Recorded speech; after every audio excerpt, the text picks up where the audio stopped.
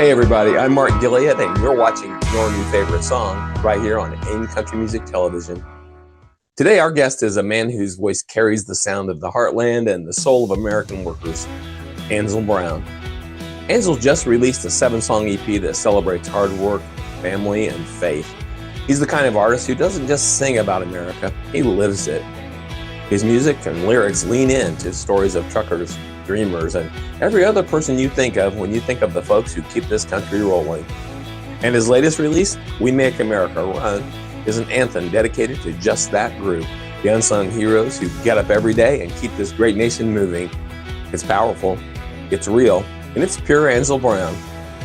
Stick around, because we're talking to Ansel about the story behind his incredible song, We Make America Run, and what keeps him inspired. Let's welcome him to the program right now to talk about what might just be your new favorite song. Welcome, Ansel, to your new favorite song here on AIM Country Music Television. Great to be here, man. Just been looking forward to this one. Me too. Glad you could come. How have you been?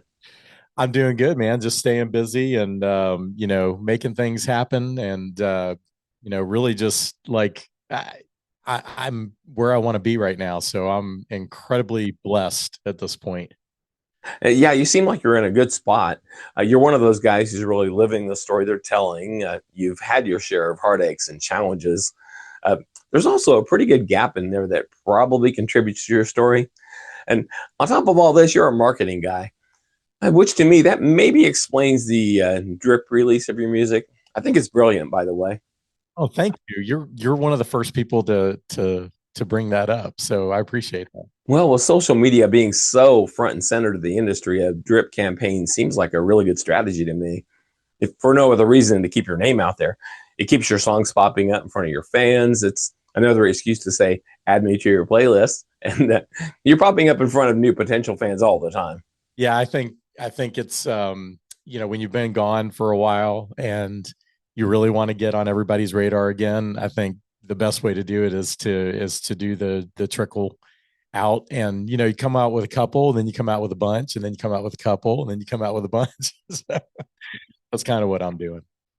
Well, I think it's going to work for you. And now on to something a little more important. I'm more than likely going to miss something important. So this is your first time on AIM Country. So why don't you take over and give us a proper primer in the life and times of the one and only Ansel Brown? Oh man. I was making noise and music the first go around, and we were CMA debut spotlight, CMA artist of the month, CMA who knew to watch, a lot of CMA stuff. I got the Discovery Award on Music Row. We had a charting single with Mine's Bigger, and just really just doing great. And then the floor fell out for us.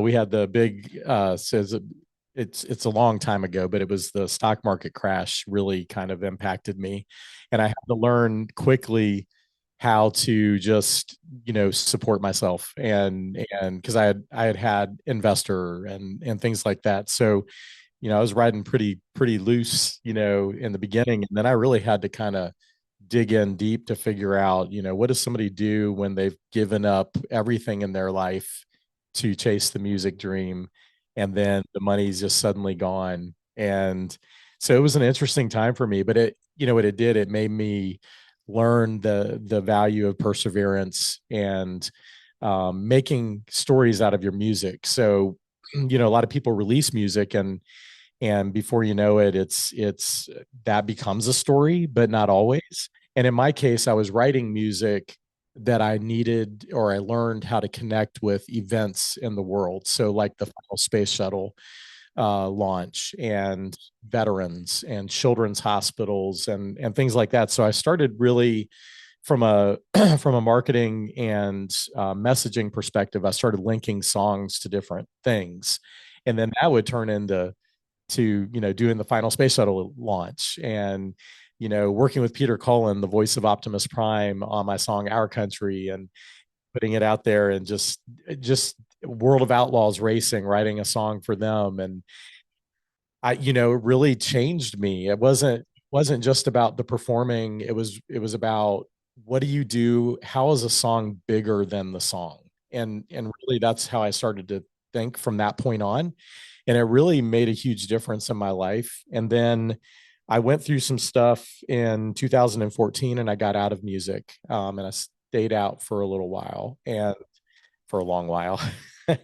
and and I ended up developing early onset AFib as well. So that extended my my absence from music because I literally couldn't go through a day without almost every day I was in AFib. And it was really, really scary, John really, Deaver. really bad. And it was just one of those things that, you're not necessarily ready for because it's a it's a health thing that you just have no control. It doesn't matter how good you eat, it doesn't matter how much you exercise, it doesn't matter how much you sleep. Stress does play into it, but AFib just your heart is just out of rhythm, and it's an electrical issue. So I had to deal with that, and then finally in 2020, after 4 years of dealing with it chronically, I had a procedure, and that kind of opened my confidence level up to be able to get back into music because I'd already planned. I always planned to get back into music, but I wasn't sure when I developed AFib. So I had the procedure, and that made the AFib kind of go away. And I started writing and recording, and that brings us here with a new couple of EPs coming out, a couple of singles that are out already, and a lot to look forward in the future. We have like 17 songs coming out over about a year and a half period of time here. So I'm really at a place where I've been through a lot. I have a lot of other stories I could tell you, but it would take the whole broadcast and some. But I've been through a lot of pretty dark times, and kind of as a country singer, I think a lot of us go through dark Sure. times, and Yeah, exactly. part of our DNA, and I feel like I'm in a place now where just everything's opened up to me, and it feels amazing to be where we're at today with The Rise just coming out, which is the first EP of two. And then we have two great singles that are out, one called The Whiskey Makes Her Miss Me and the other called We Make America Run. So, and those are both doing incredibly well. The whiskey keeps going up the Music Row charts. And we're getting really close to the breakout chart for Music Row, which is going to be a big deal for me. And so just really exciting times right now. Just I can't say enough as to how much I feel blessed. Congrats on that. It's good to recognize the good stuff. So can you give us a little explanation as to how you managed to hook up with NASA, the voice of Optimus Prime, the racing series, and the Cardinals? What serendipities or actual hard work opened the door for these opportunities? I'm asking because these are really oddball occurrences in the country music world. Yeah, and NASA's turned in. I'm still to this day I have a great relationship with NASA, and it's 2012 I think, or 11 was the final space shuttle launch, and it turned into 3 or 4 space act agreements with NASA. So talk about a long-term relationship. NASA, because of that song When You Fly, just NASA turned into a wonderful relationship for me. And we got things that'll happen in the future, I'm pretty sure, now that I'm back in the music business. But yeah, it is weird. It's you know I think because I am a marketing guy, I own an agency called Envisionative, and we do some great work on the creative side. I think maybe just that background keeps me from having a barrier between what is reality and what could be reality. That makes Yes. sense. Um, I tend to think outside of the box, which I think every artist should do, and a lot of them do. A lot of artists, connect their songs to things. So I'm not unique in that sense, but I think in terms of how I go about it or why I do it, I think I am pretty unique because I really do. I don't necessarily write a song because I have this vision of it's going to be played at all the final space shuttle events. I write a song because I want to write a song, and then I think to myself, if I were marketing a song, what would I be doing with it? How would I be using it? who would I be talking to? Who would I pitch it to? And then find those connections, and we can all find them because we've got Google and Chat GPT and all that good stuff to ask, for connections. And then it's just about persistence. The first time that I talked to them, I thought, who could I send When You Fly to? And first thing that hit me was, well, astronauts, okay, duh. And then I found the name of the lead astronaut in Texas, and I found her email because this government, so you can find everybody's email. And I sent her an email with the song and a little note about what I was thinking. And I didn't hear anything back right away. And about 6 months, it might have been about 6 months or a year later, could have been a year. It was a while. I got a call, and it was her. And she was like, "We really like your song. We we are all listening to your song. We don't know what we can do with your song, but we really like your song." And so they told me they would send it to DC and let the DC people in NASA kind of decide how it could be used. Could it be used for the final space shuttle events? Then I didn't hear anything back for a long time. And I was filming a video for that song in Arkansas in an old 46 Stagger Wing. And I was flying in. I just like yesterday, I just, one of those things you always remember. Landed the plane, and I got out. And as I was walking to the conference room area, somebody ran out and said, "NASA's on the phone. You need to get this." And so I went inside, picked up the phone, and said, "This is Ansel Brown. How can I help you?" And they said, "Well, we talked to Beyonce. I'm not joking about this either. This is what they told me. How true it is, I don't know. They said we talked to Beyonce, we talked to Clint Black, we talked about Jimmy Buffett, and they said, but we really like your song. Can you do the can you do the final space shuttle launch? And you'll be the only artist that we bring in to do this. And your family can come and enjoy this once in a lifetime experience." And of course, I said yes immediately. I didn't know how I was going to get there, what I was going to do, how it was going to all come together, because it was only like 10 or 11 weeks away. So ended up, getting everything set up and going. And it turned out to be one of the biggest moments that a person can have in their life. Even the handlers at NASA, they let us climb on the scaffolding around the Endeavour, the space shuttle Endeavour, which was being disassembled for being put into a museum somewhere in the United States for the shuttle program. And they were going to do that to each of the shuttles, but this was like the first one they were working on. So they let us climb the scaffolding all the way up to the top of the tail. And these things are massive. They're not small. They're massive. They let Beyonce, they let Obama kind of take a tour under the Endeavour and kind of look up. I was the only one in my family and my handlers. We were the only ones, other than the crew that was disassembling it, that was allowed to go all around the shuttle. I took pictures under the wings, squatting down. I took pictures up near the tail. Nobody got to do that but us. And even our handlers were like, we're excited. They were excited, and they work for NASA. And so I finished that, and then before you know it, they were like, "Hey, this went really well. Could you come and do the final space shuttle landing and do a radio broadcast nationally from the landing? Because it's a private event." So the public event was the launch. The private event was the landing. That was world media and dignitaries and past astronauts and their families. So I got to come and do a national country music radio broadcast before the landing. And then I got to watch it land. And then I got to hang out with the shuttle and do things that whole day. I got to be in the control vehicle right outside of the shuttle where it was parked.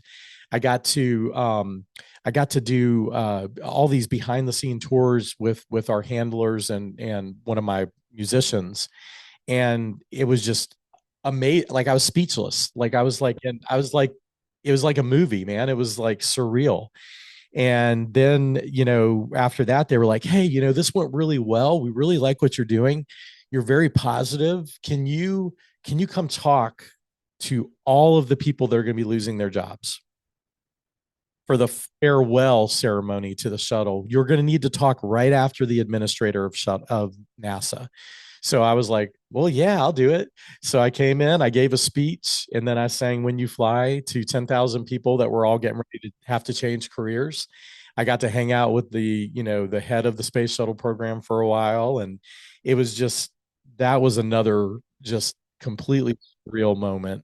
And then like I said, I signed 3 more Space Act agreements to do youth programs with NASA, to develop veteran initiatives with NASA, and to this day I still have a relationship. But that's just one of those stories. But that kind of gives you the sense of what your question was about how do you make these things happen for your music. And by the way, the Our Country song, my song Our Country, that I did with Peter Cullen, the voice of Optimus Prime, I met him at the first shuttle, the last shuttle launch.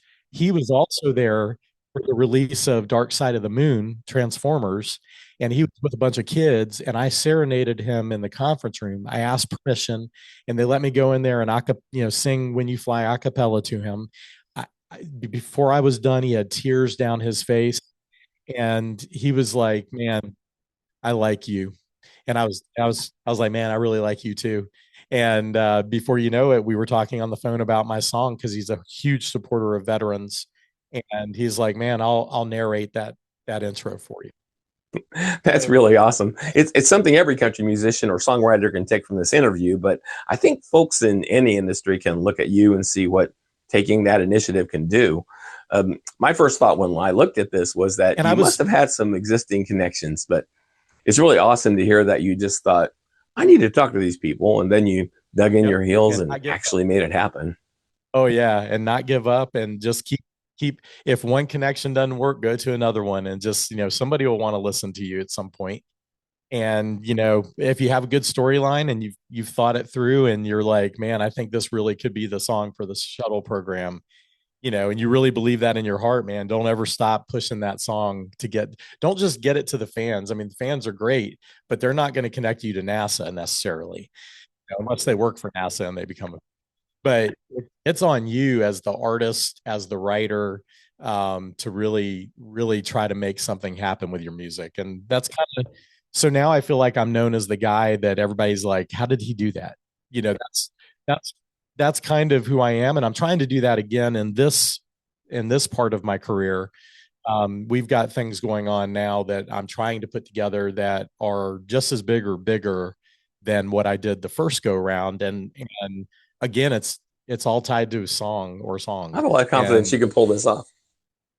I do too. I do. It's a little different. The atmosphere is a little different this time than it was the first time. But I think the ideas are bigger and they could be better. Not that it ever gets better than doing the subtle stuff, but they could be very, very, very, very big opportunities if I get the right players involved with me. So I'm excited about that. Well, I believe you have another ace in the hole with your creative agency, Envisionative. It gives you an in-house way to try things out, test and improve, test and improve. I should probably mention that Envisionative doesn't start with an E, it starts with an N, so that when you guys go try to That's find right. it, Yep. you'll see what we're talking about. Yeah, Envisionative starts with an N. Yeah, so it's like Envisionative. Yes, there you go, Envisionative. I, I have to tell that to clients. I'll know we're Envisionative with an N.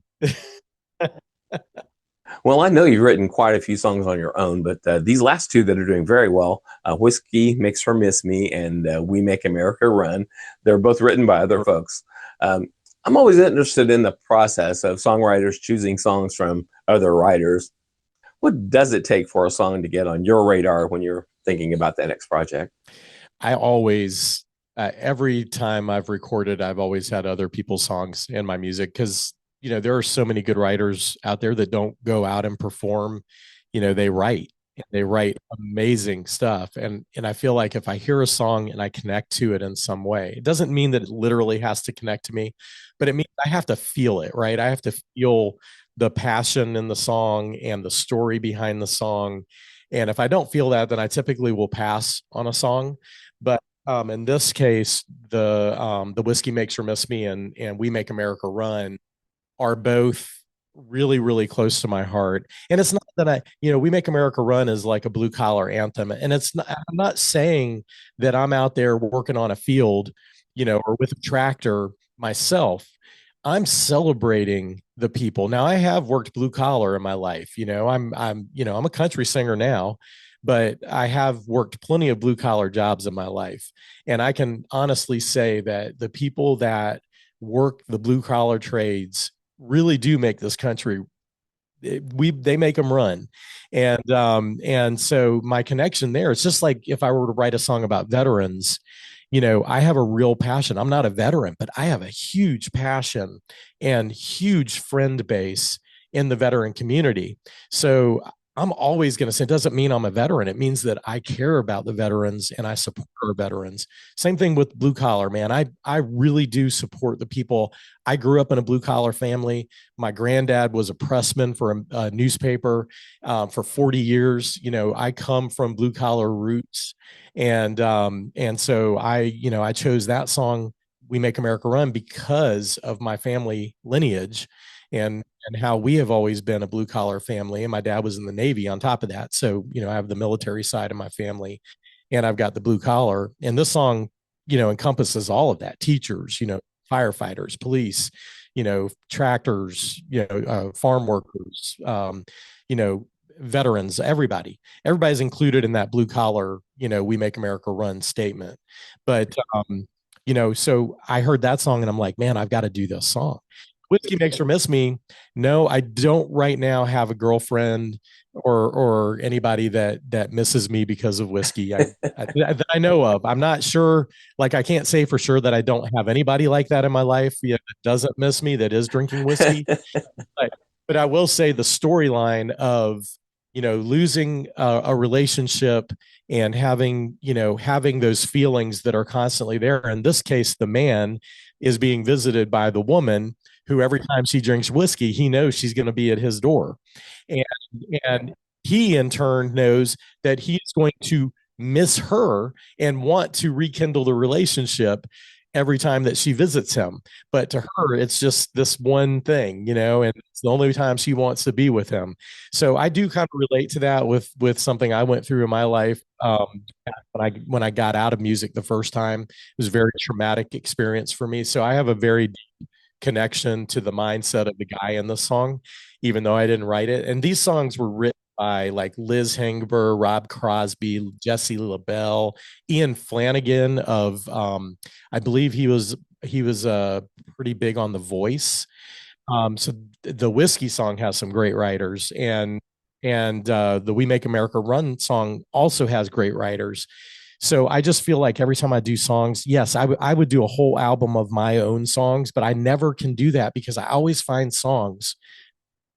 My producer or a writer brings them to me and I have to record them. And I'm like, not only am I going to record them, but your songs are going to be my first two releases. Right. So I have no ego. That should prove that I have no ego in what I'm putting out. It's about the song. And I feel like fans are the same way. It's not about necessarily the artist. Yes, they connect to the artist, but it's really about the song.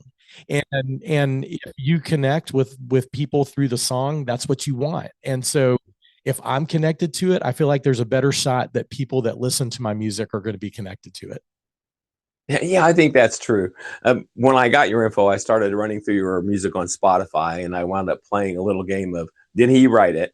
And for me, at least, I wasn't very successful. You seem to sing every song like you mean it, like it means something to you.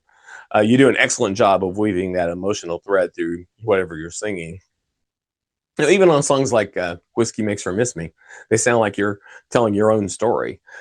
So, even picking songs from other writers, you have a knack for picking songs that hit an emotional note. Maybe not something you've lived, but something you can communicate effectively. Listening to a bunch of your music in a row, I still picked up on that emotional thread that runs right down the middle in every song, rather than you just singing a song. I love that you said that. So, who are your biggest influences? Because that isn't something I picked up by listening to all your songs on Spotify. Who comes to mind as your North Star when it comes to your style? I mean, really, if I'm being honest, I got into country music or got into writing country music because of Garth Brooks. Um, that was in the '90s, and I never, I really, I listened to country music, but I wasn't diehard about it. I listen, I'm my taste is very um is it called eclectic? My taste is very eclectic. I like rock, pop, country. I like jazz. I like a lot of different types of music. But I will honestly say Garth, I don't know if it's because he was a marketing guy and I read his story and it made me dream a little bit that maybe this is what I should do, because I was in worship music and stuff like that. And this was a big paradigm shift for me when I started doing it. People were like, "You're going to be a country singer," and and I showed them songs that I had What written. country? Yeah, right. Yeah. I showed them songs that I was writing, and they were kind of like, "These are really good. Okay, maybe you should be doing this."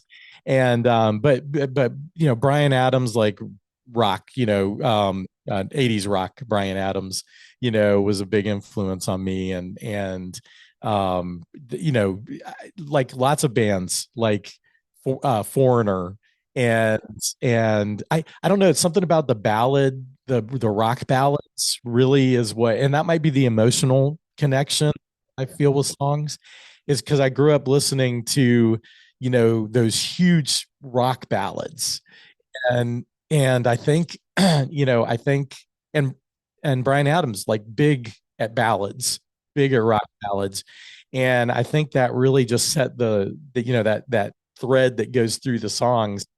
I think that's part of it, as I like to do really powerful ballads, and so I have a lot of that in my music, even though I'm not choosing to write or record songs that are all ballads, obviously.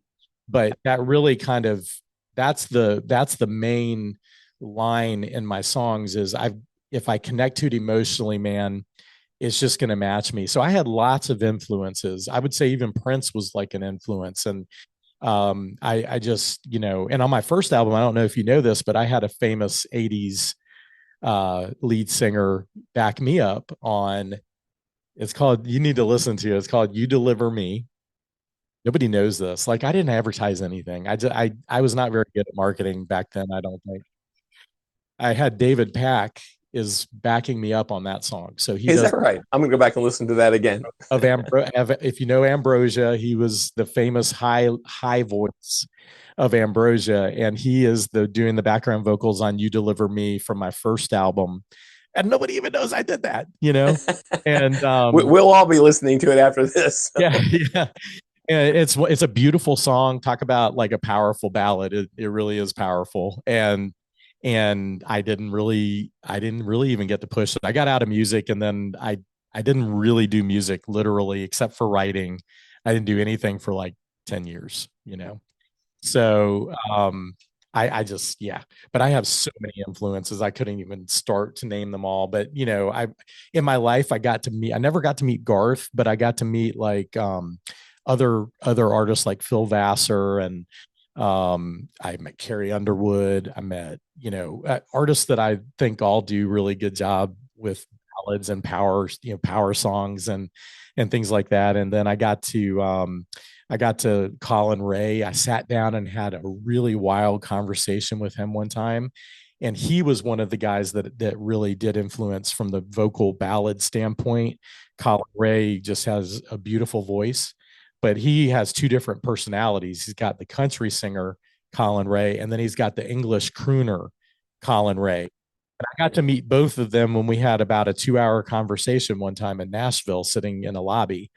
And he really does, like, you would think he's two different people. He sounds English, like in one of his personalities, and it was kind of wild. It was a wild thing to learn, and that's somebody that I really looked up to. So that was kind of cool. It's funny the things you come across along the way. Well, we're here today talking about your new release, We Make America Run. It's part of your Rise EP, released in mid-October. Yeah. Why don't you tell us a little bit about the song and the inspiration behind it before we play it? So that is the second release on the EP, and we plan to take that one to radio after we run through with the Whiskey Makes Her Miss Me, which continues to climb. So once the whiskey kind of gets through its radio run, then the next radio single will be this song, the We Make America Run. But again, this is for anybody that's ever held a job and done anything that's considered blue collar, this is an anthem for those people. And it's I I love this song. Like, and you'll see why I chose to do this, even though I didn't write it. It's just an amazing song. So, I'd love to play it now. Is that cool with you? yes, yeah. Fantastic. You're watching Ansel Brown's video for We Make America Run on AIM Country Music Television.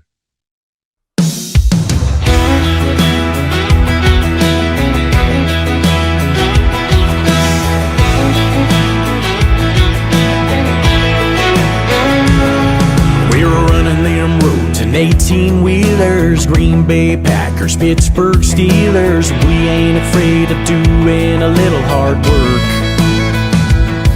Yeah, we're the East Kentucky coal miners, the Detroit City Assembly liners. We're the flashing lights that get there first. Working for the man and working for a dollar. Dirt on our hands and blue on our collars. Sweating for a living out in that red hot sun.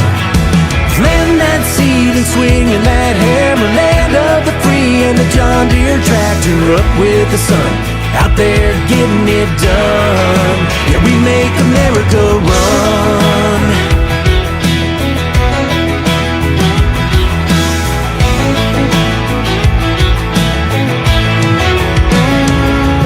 Yeah, we're the hard hats running them dozers. We're the teachers, we're the soldiers, thanking God for every prayer you pray. We're from every map dot in every state, so you can see us right there on your dinner plate. We're the ones that punch that time clock every day. Every day, working for the man and working for a dollar. Dirt on our hands and blue on our collars. Sweating for a living out in that red hot sun. Planting that seed and swinging that hammer. Land of the free and the John Deere tractor. Up with the sun, out there getting it done. Yeah, we make America run. We make America run. Yeah, yeah, yeah, yeah. We're out in them fields, out in that dust. If you're looking for real, just look at us. Working for the man and working for a dollar. Dirt on our hands and blue on our collars. Sweating for a living out in that red hot sun. Planting that seed and swinging that hammer. Land of the free and the John Deere tractor. Up with the sun, out there getting it done. No, there ain't no doubt about it. We're the ones that we make America run. Yeah, we make America run. We make America run.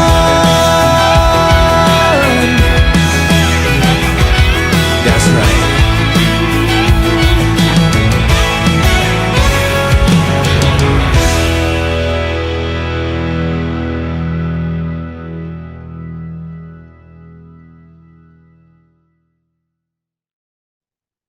I really like it. Maybe this will be the next anthem we hear at ball games and political rallies. It certainly has the bones for it.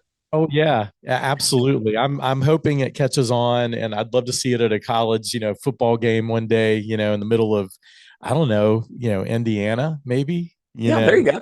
I mean, they're doing so good, Yeah. So it's like We're in. Yeah. talk about blue collar state, and or Texas or wherever. But that song to me is just an awesome song, and the writers were incredible.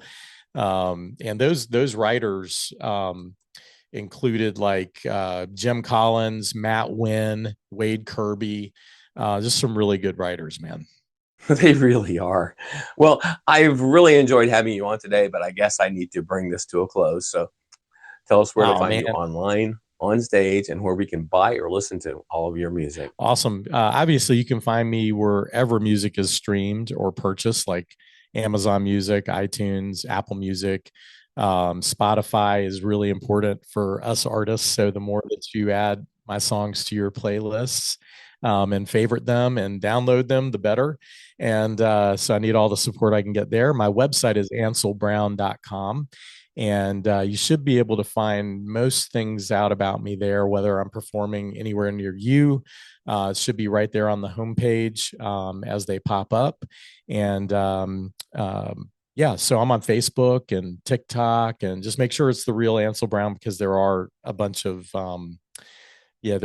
people that are spoofing Ansel Brown right now. So, but you can find most of that information on my website, anselbrown.com. Fantastic. Well, thank you so much for coming on the program, Ansel. No, it's been great talking to you. Thank you. Ladies and gentlemen, Ansel Brown.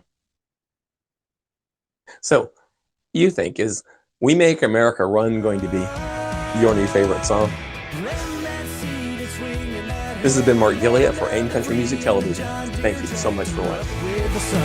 Out there getting it done.